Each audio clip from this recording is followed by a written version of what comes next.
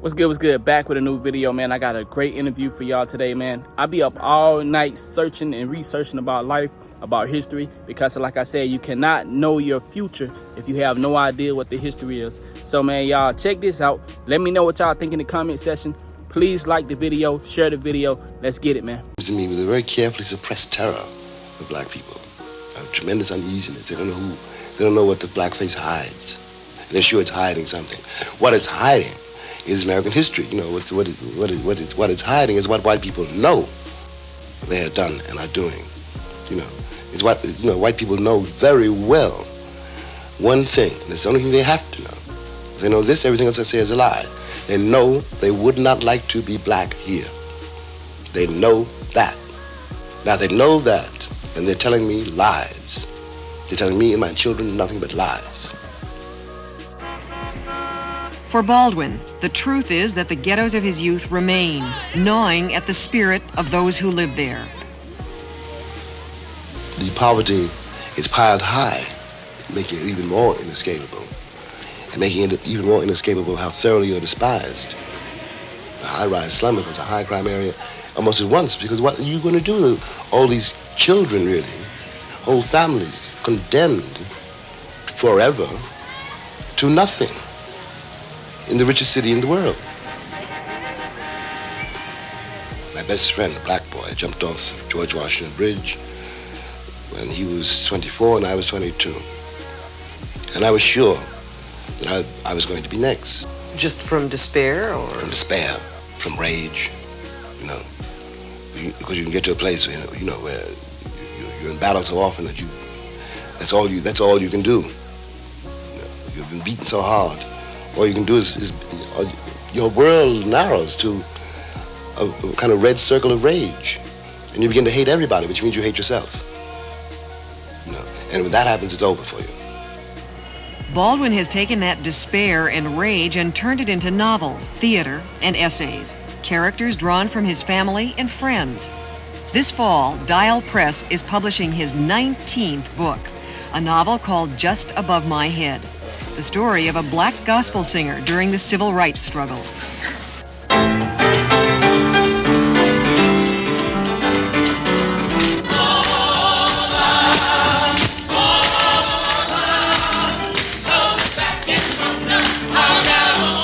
The gospel church is a theme running through much of Baldwin's work.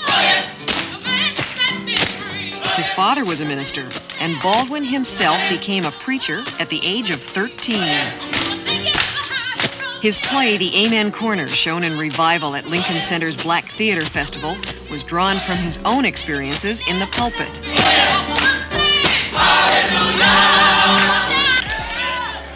For many growing up in poverty, the church is the only consolation. When Baldwin left the church, he wanted to do more than to console. Often, Baldwin speaks to youngsters who grew up as he did, letting them know the future holds a place for them. On this day, he spoke at the Police Athletic League in Harlem. A writer might be a dancer, might be a carpenter, might be an architect, might be a junkie, might be any number of things. I think there's still a chance for today's black writer. There never was a chance for a black writer. Come, what's your name? Jeffrey. Listen, a writer, black or white, doesn't have much of a chance, right? Nobody wants a writer until he's dead. But to answer your real question, there's a greater chance for the black writer today than there ever has been. The children asked him the same question I wanted answered. Why did he move to Paris? Paris is very important to me because I was able to, I was able to take a deep breath, and I was able, this may sound a very corny way to put it, but I wanted to find out where being black ended where I began, or vice versa. I mean, that some things had happened to me because I was Jimmy, and some things happened to me because I was black. And I wanted to find out how to get these things together, because I didn't want to spend the rest of my life going around saying, you treat me that way because I'm black. After attaining worldwide acclaim as a black writer, Baldwin wrote Giovanni's Room, an explicitly homosexual love story. His publishers in New York refused to print it for fear of alienating his newly acquired white, middle-class audience. Baldwin was furious and took the book to England for publication. You published Giovanni's Room very early on in your... I finished the book in 55. And that, to deal with homosexuality was Yes. difficult. And you already were dealing with, you know, Yeah. black writer. Mhm. What made you decide to do that? Well, one could say almost that I didn't have an awful lot of choice. It was something, Giovanni's Room comes, that was something which tormented, frightened me, the question of my own sexuality. I used to know when I was younger, a great many men, boys, who were so terrified that they might have a homosexual, and, you know, they might be bisexual, they might want to go to bed with a man, you might be able to fall in love with a man. And they were so frightened of that they could never fall in love with anybody else, you know. They were so frightened of men they couldn't touch women. Giovanni's Room comes somewhere out of that. Did you also feel that you wanted to get it on the record, your own homosexuality, early? I don't know if that,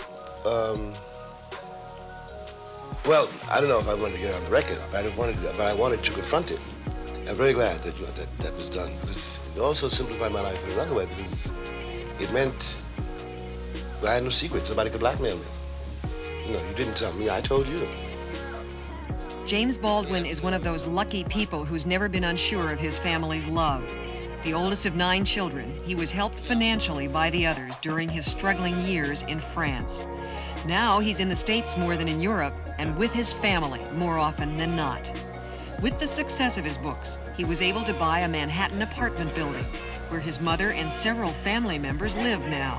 Mrs. Baldwin's apartment is a center of activity for the whole family. Did you think he was going to be as big a success and as important? No, I didn't think that. But I knew that he had to write. Barbara. Brothers and sisters and friends of the family were there. Nieces and nephews underfoot. How's everybody? He still can't upstage me now. Conversation ran the gamut of subjects, but Baldwin's mood turned when we spoke of the American attitude toward blacks. There's a price this republic exacts. Any black man or woman walking, and that is a crime. I paid for that crime in my life, and I don't believe my countrymen anymore. They will not do to him what they failed to do to me. I was 7 years old 47 years ago, and nothing has changed since then. Look, I don't mean it to you personally. I don't even know you. No, I got nothing against you. I don't know you personally, but I know you historically. You can't have it both ways. You can't swear to the freedom of all mankind and put me in chains. It sounds as if you believe that slavery put a curse on us somehow. Well, it is a curse, you know. The American sense of reality is dictated by what Americans are trying to avoid. And if you're trying to avoid reality, how can you face it? You know, if you don't know what is going on in the ghettos of this nation, in the hearts and minds of women and men you see every day, you then, first of all, in that case, you don't really know what's going on in your own heart and mind. And you have no way of knowing what's going on in the hearts and minds of millions of people on this globe. You have told people, this nation in particular, a lot of what they don't want to hear. Yeah, I have. I've tried. You never know. But I tried, yes, to, the song says, wake the children sleeping. You know, I'm supposed to be a disturber of the peace. Still preaching, huh? Yeah.